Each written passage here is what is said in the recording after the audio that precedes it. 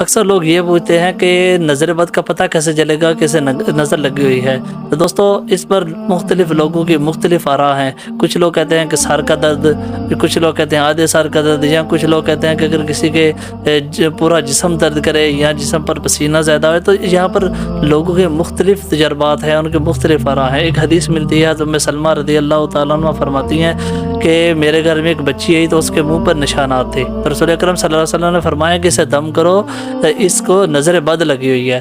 دوستو اس کا ذکر قرآن میں ملتا ہے۔ اللہ تعالیٰ فرماتا ہے وَإِن يَكَادُ الَّذِينَ كَفَرُوا لَيُزْلِقُونَكَ بِأَبْصَارِهِمْ لَمَّا سَمِعُوا الذِّكْرَ وَيَقُولُونَ إِنَّهُ لَمَجْنُونٌ۔ یعنی جب کافر لوگ قرآن سنتے ہیں تو وہ آپ کو ایسی نظر سے دیکھتے ہیں تاکہ وہ آپ کو نقصان پہنچا سکے، اور کہتے ہیں یہ ضرور دیوانہ ہے۔ یعنی جب رسول اکرم صلی اللہ علیہ وسلم اور صحابہ کرام مکہ میں بیٹھ کر قرآن پڑھتے تھے تو مشرکین عرب جو ہے وہاں پر انہوں نے لوگ مقرر کیے ہوئے تھے، ان کو ایسی یعنی نظر سے دیکھتے تھے تاکہ ان کو نظر بد لگے، لیکن اللہ کا ان پر فضل تھا تو وہ بچ گئے۔ اور اب اس سے یہ بھی جو ہے وہ آثار ملتے ہیں کہ نظر بد سے آپ کے جسم و جان کو نقصان ہو سکتا ہے۔ دوستو اس بارے میں ایک حدیث ملتی ہے، ابن عباس رضی اللہ تعالیٰ عنہ سے مروی ہے کہ رسول اکرم صلی اللہ علیہ وسلم نے ارشاد فرمایا کہ اگر کوئی تقدیر پر سبقت لے جانے والی چیز ہوتی تو وہ نظر بد ہوتی۔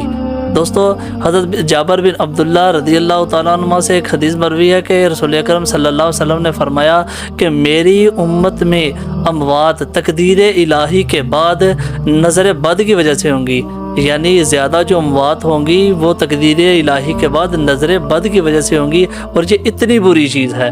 دوستو ایک اور حدیث ملتی ہے حضرت جابر بن عبداللہ رضی اللہ تعالیٰ عنہ سے، رسول اکرم صلی اللہ علیہ وسلم نے فرمایا کہ نظر بد جو ہے وہ اونٹ کو ہانڈی میں اور انسان کو قبر میں لے جاتی ہے۔ تو نظر بد اتنی بری چیز ہے، اور اس کا علاج جو ہے وہ جو رسول اکرم صلی اللہ علیہ وسلم کیا کرتے تھے وہ معوذتین پڑھتے تھے، یعنی جو قرآن کی آخری دو صورتیں ہیں سورہ فلق اور سورہ ناس، وہ پڑھ کر دم کیا کرتے تھے۔